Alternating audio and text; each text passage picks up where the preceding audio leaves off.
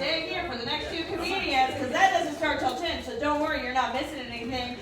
Then our next comic coming up to the stage produces a bunch of shows in Kansas City. Smokes and Jokes, Shots and Giggles. That's their monthly showcases, but they have so many more. Let's put our hands together from hbfromkc.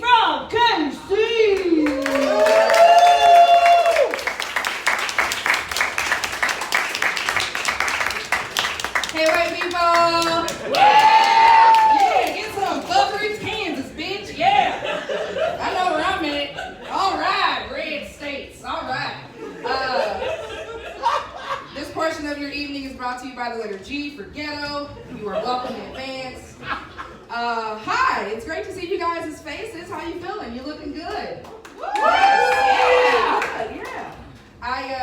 I'm really proud of you guys for the hey white people joke, how you reacted to that, because let's just say my crowd in Leavenworth, they didn't take that so well, okay? There was an older lady on the front row and she was like, I didn't like that joke. Sally, you have like 2 years of life. You know, okay? Call it reparations, bitch, I don't know. Oh yeah, buckle in. Yeah, this is the first minute. I have 14 left, so. Yeah, I'm really proud of you guys. We're gonna do a really quick breathing exercise just to like break the ice, get everybody comfortable, mainly me. So on the count of 3, we're gonna do a breathe in, breathe out, and then I'm just gonna say it and get it out of the way. We ready? All right, 1, 2, 3, breathe in. 1, 2, 3, breathe out. Nigga, everybody good? All right, you guys are doing great. Good white people. Good folks. Guess I'm alone in that. Trying to give you people credit. You see how you treat me now? I like to call that a WPTC, which is a white people temperature check, okay? Now, I've been around these states doing comedy, okay? And you don't know whether you're gonna get like, hey, high five and a fist bump, or like pitchforks in the parking lot, all right?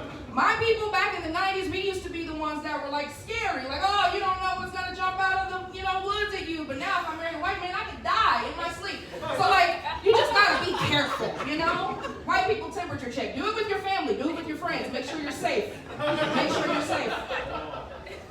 You can groan, that's fine. I know you're uncomfortable. Anyway, I want to tell you a little bit about me. So, like she said, I'm from Kansas City. Sorry, my eye is watery. Kansas air, just the dust, the pollen. But somebody said white people. I didn't say it, but all right. That happened. Don't be racist. Jeez. Just told you. We just had it clear. Everybody was fine for a second. But no, I worked in corporate before I started doing like stand-up full time. And when I worked in corporate, it was an interesting dynamic. I worked in IT. Anybody work in like tech or anything like that? No? Okay, right. So, exactly. If you work in tech, you know where we're about to go. Because my team, right, it was like 22, 23 white guys, right? And then it was just like me, like the way I am like tonight. You know what I mean? Okay, you ever seen like at a restaurant like a salt shaker and then it has like that one singular pepper flake in the salt shaker? Yes, that's exactly what it felt like. That's exactly what it felt like. Walking into work and you like grab the door handle and all you hear is, I don't want to wait! And it's like, wait. Am I walking into a fucking episode of Dawson's Creek? Like, what do you It smells like Mountain Dew and is that KY jelly? Like, it was a lot. It was a lot. It was a lot for my blackness. It was a lot. It was a lot. But yeah, I am a mom. Any other parents in here? Yep, great, good, all right. I skipped past that because who likes these kids these days? Let's do it. Nope, all right. You're not really a chanting type crowd for Kansas. That's shocking. I love being a mom. It's one of the greatest things to ever happen to me. I had a situation at a choir concert of my son's where the kids were like transitioning on and off stage, and it's quiet, right? Just like it is right now, right? It's quiet. And the kids are going on and off stage, and all you hear on the balcony is, I got shit. So I look over, and there's this bouncing baby on his mom's lap, but he's covered in like green pea-colored poop down like his left side. He had on a North Face onesie. It went to South Butt real fast. Real fast. So the mom's a young mom. She's like 22, 23. She's embarrassed, and she picks up the little shitty fuck. And she starts walking up the aisle or whatever with the baby, and something in my spirit was like, give her a word of encouragement. So I stopped her and I looked her right in the eye and I said, hey, fuck these kids. And a single tear came down that white woman's face. And in that moment I knew I had solved racism. Clap your love. You are welcome. Modern day Martin Luther King. That's me. Yup. Saving white women one baby at a fucking time. Oh yeah. Do I want to do that joke? No, I'm not ready to offend you quite yet. Okay, so I think we need to give like black women for president another chance. So like I'm about to turn 35 this year, so like 2028 I'm gonna run, right? Let me tell you what I'm running on, okay? Because I feel like we've separated ourselves long enough by race and class and color and all this other kind of bullshit, right? I am going to be an advocate for separating the classes by the ply of our asses. Follow me. If you use 3-ply toilet paper, you are elite. If you use 1-ply, you belong on the streets. Yeah. And it sounds insane, but imagine you go on a date with somebody. The date is great. You go out for tacos. You go back to their place. Stomach's rumbling. You decide to go use their bathroom. Beautiful bathroom, very clean. You sit down and you do your number 2. You stand up, you go to look at the toilet paper, and it's like a copy of fucking Peanuts on a roll. Thin as hell. So you wrap it up around your hand a bunch of times, and you go to wipe, but it still rips. Now you got shit on your fingertips at your date's house. You going back to Taco Tuesday next week or not? Exactly. You're not fucking going. Vote me for 2028. It's very simple, people. I can make America 3-ply again. I don't fucking know. Yeah, my mom don't like that joke. She's a Trumper. She always said jokes like, I don't think that's funny. Girl, you be alright. You're going to hell. Love you, Mom. Kind of. Okay, so. Yeah, she hates these jokes. Let's go to the next joke she hates the most. So I was raised Kojic, which is Church of God in Christ, right? And it's super, like, indoctrinated. So when I got older, I was like, I'm really still interested in the Bible, but I need to read the Bible for myself. So I went back and I read the story of Adam and Eve. And do you know the first emotion that man technically ever felt in the Bible was loneliness? Think about it. God gave Adam the birds of the air, the fish of the sea, the animals of the land, and he still went to God and said, but my Lord, who will suck my dick and do the dishes? Yeah, she hates that one too. I had an old white lady in a MAGA hat walk out on that one. I was like, I'm doing my job. Harriet Tubman would be so fucking proud of me right now. Making one white lady mad every day. That's my goal. That's my goal. Let's do a Mitch McConnell joke. So,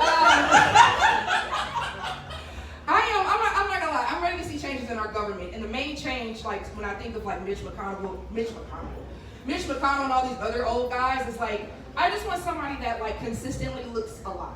You know what I mean? Like, pull up a picture of Mitch McConnell right now. You telling me they don't plug that man in at night? You telling me Mitch McConnell don't have a USB right over his asshole? Like, he doesn't actually have a medical staff anymore. He has an IT department. Like, they plug this man up to multiple machines and run tests on him to keep him alive. Have you seen him at the Pope? Like, he's dead. That's the moral of this show. He's not alive. Now, Joe Biden, on the other hand, he's also dead. So anyway, I love being a mom.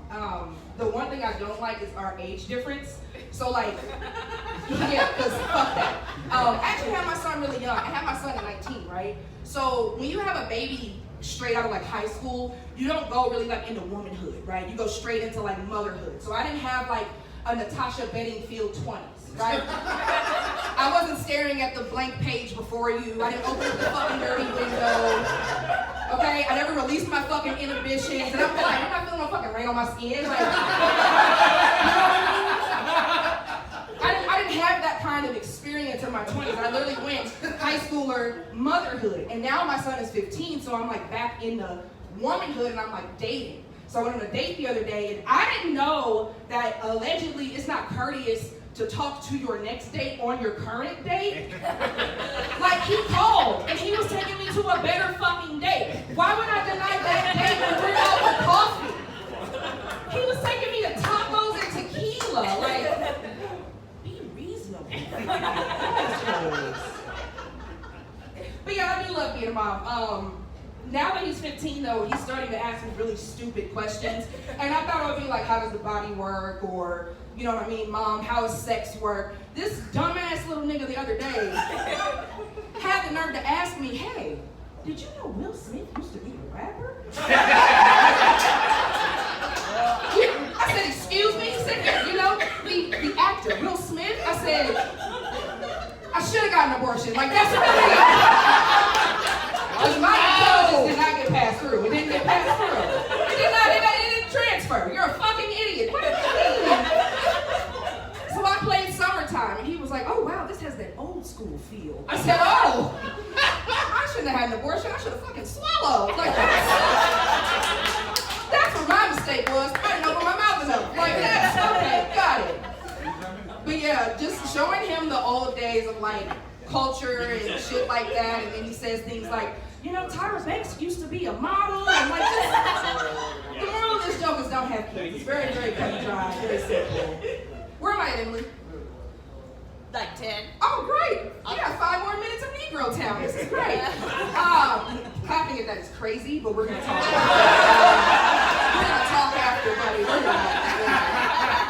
There's some black in your bloodline. I'm seeing the hair. Yeah. Somebody owns somebody in your lineage. It's okay. We'll dig through that together. I am here for you for 10 minutes. It's all the time I have. It's all the time I have. Let's see. What's some other shit that's happened to me? Oh, so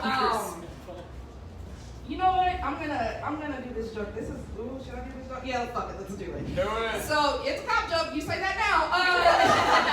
I was rushing to a set of mine one time and I got pulled over, and this cop pulls me over or whatever, and he's like, where you going? And I was like, I'm going to a comedy show. And he's like, oh, who's performing? And I'm like, me. And he's like, oh, that's so cool. You do stand-up, you're a comedian. I'm like, yeah. And he's like, tell me a joke. And I'm like, you. And he's like, what? And I'm like, you're a black cop, get it? Like, Black Lives Matter, you out here pepper spraying niggas, it's crazy. You know what I mean? It's crazy. Yeah, there's no joke to that. I got a fat ass ticket. I got a ticket for my tags being expired, and I got a ticket for speeding. I was only doing like, what's a little 53 and a 30? You know what I mean? What's a few miles between frames when you're in a rush? You know? Lost these days. I understand gun people now. We really have to get a little more lenient around here. But no, I really did get a ticket, and I went to court. And I had to stand in front of the judge, and like we had to audibly tell the judge what happened. And to see that white male judge go, and me saying you're a joke to a cop, he was like, yeah, you're still gonna have to pay that shit, but you are really good at this comedy thing. Yeah. He comes to my shows now. It's a whole thing. It's great. It's great. Exactly. Thank you for caring. You are a supporter of the Negroes. I appreciate it. Yeah, that N-word is really heavy, huh? I'm so sorry. You'll be fine. This is like I told you, it's gonna be ghetto just for a few minutes, okay? Oh, question. Have you ever had a snap? Everybody know a snap? Okay, a snap is when you're too poor to eat, so you have a snack for a nap. It's a snap. No? No? You never been like, you know what, I am so hungry, I'm gonna go to sleep. Like that's a consistent in poverty, you know what I mean? So if you ever get to the point where you're like, damn, my Venmo's empty, my Cash App is empty, I don't have any friends, I don't have any food stamps, take your ass to sleep. Nothing defeats poverty like being knocked the fuck out. You know what I mean? That was just from me to you. So I'm gonna leave on this one because this is my favorite one to leave on because it makes people pissed off. Yeah, exactly. Fuck yeah, Kansas, bitch. I'm trying to assimilate. Fuck yeah. Yeah, roar. How do I make white people accept me? I have to say something back. You can't just be quiet. Is it a roar? Rock chop. Rock chop. Yeah. Okay, to be fair, do not shoot me. They offered me a scholarship. I did go to K-State for 1 semester. I flunked out because I was what? Not swallowing. Yeah, I got pregnant, people. I got fucking pregnant, yeah. So there's this store in Kansas City, right? It's the whitest store in KC that's like a grocery store that's not like a chain. I don't know if you've ever heard of it down here. It's called Hy-Vee. You ever heard of Hy-Vee? Okay. It's just right. Nobody? Okay, got it. Yeah, that's the old 90s shit. So I'm in Hy-Vee, and the worst time to go to Hy-Vee is Sunday morning, okay? That's the coupon morning, that's the boomer morning, it's hover-rounds and scooters, and I'm not against the elderly. I have nothing wrong with elderly people, but because of like me and like this elderly white people don't really like fuck with me like that. You know what I mean? I think they still want me to be like in Jim Crow or some shit. So I just try to avoid situations where it's just me and a bunch of like white boomers, right? So I'm in Hy-Vee on a Sunday morning and I had to go get something I like to call pussy sticks. Some women call them tampons. No big deal. So I'm getting my pussy sticks and I'm standing in line, minding my black ass business, and I feel a fucking pat on my leg. And I look down, and it's a little white baby looking at me. So the little white baby is like, pick me up. I'm like, no. Now, there's two sides to me. The mom side didn't realize, HB, you're tall. Little white baby trying to scope the scene to find his mom. The Negro side of me put it together and was like, look, bitch. If you pick up this little white baby in Hy-Vee on a Sunday morning, with all these boomers around, they're gonna think you're trying to John Benet Ramsey this goddamn baby. So I did what any logical black person would do, which is to yell out, whose little white baby is this? Now this sounds fucked up. I see some of your faces, but it worked. Because little Lily came running from produce with her goddamn ceviche and her avocado with her chia seeds and shit. And she runs over to me and she says, oh my God, Tyler, stop running away from me. And she looks at me and says, but did you have to call him a little white baby? So I looked at her and said, you know what, I got time. Me and my pussy sticks have time today. Okay? 2 questions, bitch. 1, is this my baby? And she's like, no. And I'm like, okay, well, whose baby is it? And she's like, it's my baby. And I said, okay, then, you know what that means? And she's like, no. And I'm like, that means it's a fucking little white baby. That's my time. I made you.